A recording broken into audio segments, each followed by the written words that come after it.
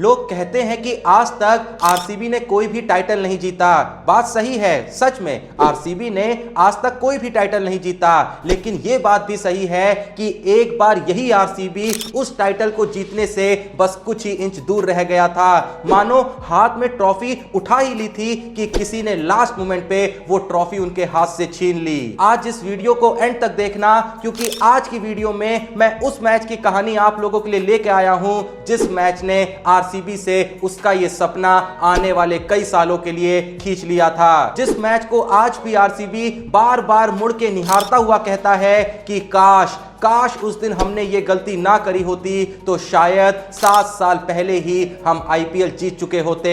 साल 2016 final match RCB versus SRH match हो रहा था बेंगलोर के घर में, यानी चिन्नास्वामी स्टेडियम में। एसआरएच के कप्तान डेविड वार्नर टॉस जीतते हैं और टॉस जीत के पहले बल्लेबाजी का फैसला करते हैं। एसआरएच की तरफ से आती है उनकी धाकड़ ओपनिंग जोड़ी शिखर धवन और डेविड वार्नर की, और आते ही जो सटीक शुरुआत किसी भी टीम को चाहिए होती है वही शुरुआत एसआरएच के ओपनर्स उसे देते हैं। वैसे तो दोनों ही पारी की शुरुआत थोड़ी धीमी करते हैं और दूसरे ओवर की 5वीं बॉल पे गेल अपनी ही गेंदबाजी में धवन का एक सिंपल सा कैच भी छोड़ देते हैं। इसके बाद भी थोड़ी सी जो इनिंग होती है वो स्लो ही चलती है और एसआरएच का स्कोर 4 ओवर में 27 रन पे 0 विकेट होता है। लेकिन देखते ही देखते पावर प्ले के आखिरी 2 ओवरों में ये दोनों ही प्लेयर्स इतनी जबरदस्त हिटिंग करते हैं कि 6 ओवर में एसआरएच का स्कोर हो जाता है 59 फॉर 0। लेकिन तभी चाहल अगले ही ओवर में आते ही धवन को कैच आउट करा देते हैं। स्कोर होता है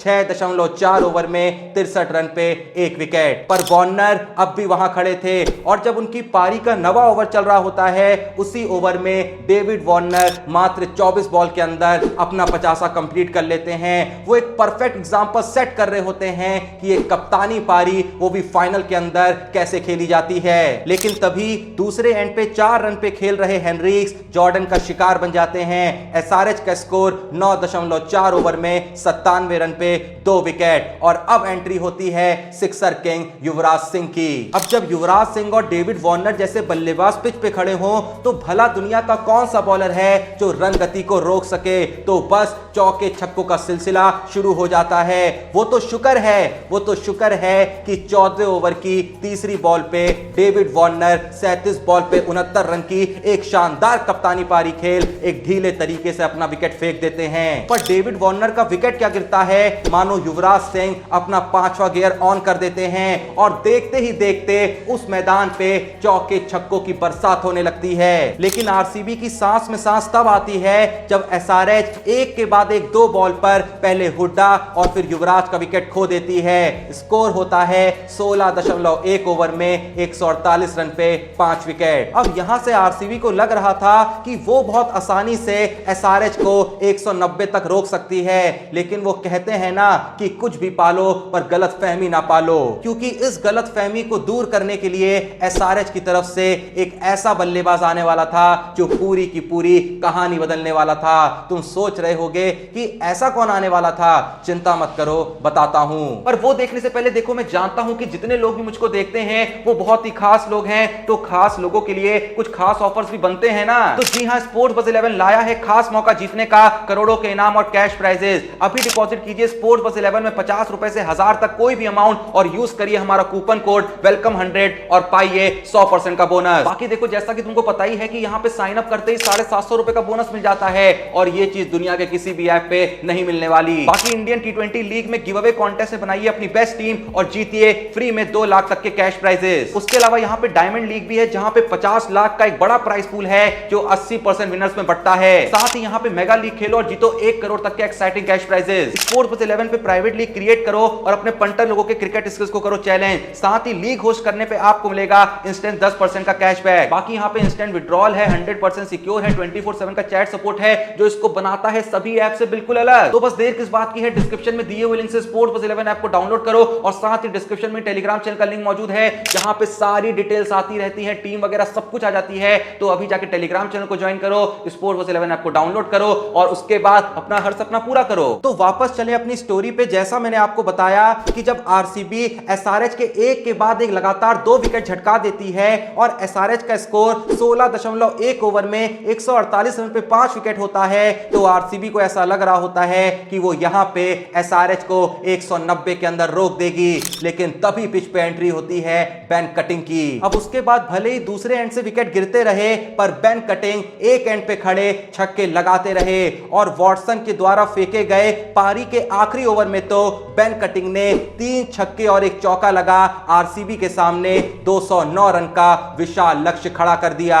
अब स्कोर दिखने में तो विशाल जरूर था, लेकिन जब मैच चिन्ना स्वामी में हो और आपके पास उस आईपीएल का सबसे बेस्ट बैटिंग लाइनअप हो, तो विशाल से विशाल स्कोर भी बौना साबित हो जाता है। लेकिन एक सच ये भी है कि फाइनल के प्रेशर के सामने बड़े बड़े प्लेयरों के सूरज अस्त हो जाते हैं। लेकिन असल में हुआ क्या, चलिए देखते हैं। आरसीबी की पारी शुरू होती है और आरसीबी की तरफ से आती है उस आईपीएल की बेस्ट ओपनिंग जोड़ी क्रिस गेल और विराट कोहली की। एसआरएच की तरफ से पहला ओवर डालने के लिए आते हैं उस आईपीएल के बेस्ट बॉलर भुवनेश्वर कुमार। भुवनेश्वर अपने पहले ही ओवर में कोहली का निक जरूर कराते हैं, पर वो बॉल कीपर और स्लिप के बीच से निकल जाती है। अब निक कोहली का जरूर हुआ था, पर यहां से शुरू होना था the universe boss Chris Gayle show, क्योंकि इसके बाद क्रिस गेल बस छक्के मारते रहे और दूसरे एंड पे खड़े विराट कोहली के साथ साथ एसआरएच के प्लेयर्स बस दर्शक बन के खड़े रहे। उनके बस सर इधर उधर घूम रहे थे, पर पैर वहीं के वहीं गड़े हुए थे, क्योंकि अब गेल के इतने बड़े छक्कों के लिए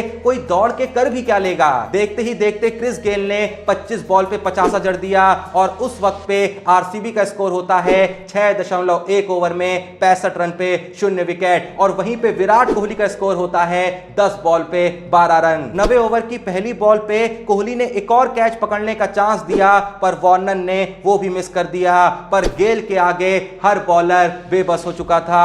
आरसीबी ने बिना विकेट खोए 9 ओवर में 100 रन जड़ दिए थे।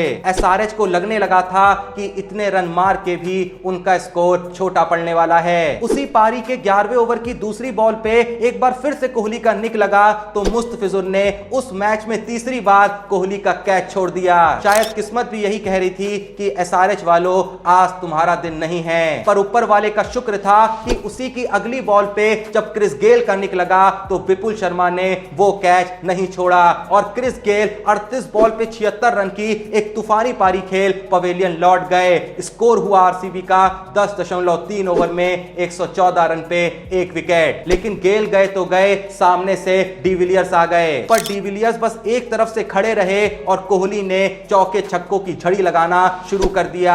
और पलक झपकते ही कोहली ने भी मात्र 32 बॉलों में अपना अर्धशतक कंप्लीट कर लिया। आरसीबी को जरूरत होती है 44 बॉल पे 69 रन की, यानी रिक्वायर्ड रन रेट 10 से भी कम हो चुका था और हाथ में अब भी थे पूरे 9 विकेट। बड़ी आसानी से आरसीबी इस चेस को खत्म कर आईपीएल ट्रॉफी उठाने की तरफ बस बढ़ ही रहा था कि अब यहां से वो होने वाला था जिसकी कामना ना कभी कोहली ने करी होगी और ना ही किसी आरसीबी फैन ने। क्योंकि इसके बाद बरिंदर सरन कोहली को आउट क्या करते हैं, तो मानो गेम का पासा ही पलटना शुरू हो जाता है। 8 रन के बाद डिविलियर्स भी आउट हो जाते हैं, फिर 12 रन बाद केएल राहुल भी आउट हो जाते हैं और मात्र 4 रन बाद शेन वॉटसन भी आउट हो जाते हैं। पलक झपकते ही आरसीबी के सारे मेन बैट्समैन इस वक्त पवेलियन में होते हैं और देखते ही देखते अब आरसीबी को जरूरत होती है 20 बॉल पे 44 रन की। पिच पे होते हैं स्टुअर्ट बिनी और सचिन बेबी। अब बीच बीच में वो दोनों एकाध बाउंड्री लगा रहे थे, पर उससे क्या ही होने वाला था,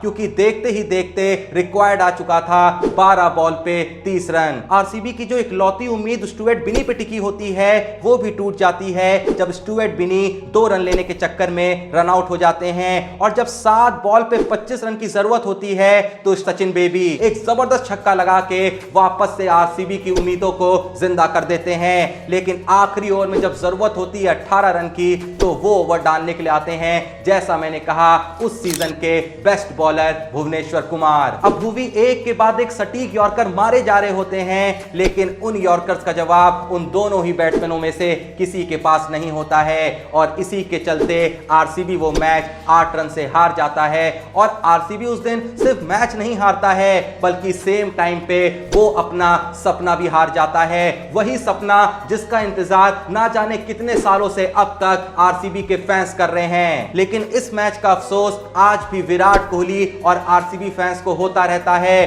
क्योंकि इतने आसान तरीके से आता हुआ मैच आरसीबी ने अपने ही पैरों पे कुल्हाड़ी मार के गवा दिया था। और वापस से एक बार आईपीएल ने यह प्रूफ कर दिया था कि यहां पे जो गेम बदलते हैं सिर्फ बैट्समैनों की वजह से नहीं बल्कि बॉलरों की वजह से ही बदलते हैं। खैर, आप लोग का इस मैच के बारे में क्या कहना है कमेंट में जरूर बताइएगा। क्या यह मैच आरसीबी को उसका पहला टाइटल जितवा सकता था, और अगर नहीं जितवा पाया तो सबसे बड़ा गुनहगार कौन था? जो भी नाम आपके मन में है कमेंट में जरूर लिखिएगा। बाकी डिस्क्रिप्शन और पिन कमेंट में दिए हुए लिंक से स्पोर्ट्स11 ऐप को चेकआउट करना बिल्कुल ही मत भूलना, क्योंकि भाई बार बार कह रहा हूं साइन अप करते ही 750 रुपए मिल रहे हैं, कहीं नहीं मिलने वाले भैया, दुनिया घूम लो नहीं मिलेगा। तो अभी जाके स्पोर्ट्स11 ऐप को डाउनलोड करना और टेलीग्राम चैनल को यहां से ज्वाइन कर लेना। सारी अपडेट, सब टीम वगैरह सब कुछ वहां पे आ जाता है, और उसके आसपास अगर टीम बना ली तो पैसा ही पैसा बाबू भैया। बाकी वीडियो पसंद आई तो वीडियो को एक लाइक देना और चैनल को सब्सक्राइब नहीं करा है तो प्लीज जो भी ये वीडियो देख रहा है थोड़ा सपोर्ट करने के लिए अभी के अभी चैनल को सब्सक्राइब करिए। बाकी मिलते हैं नेक्स्ट वीडियो में, तब तक के लिए जय हिंद, धन्यवाद।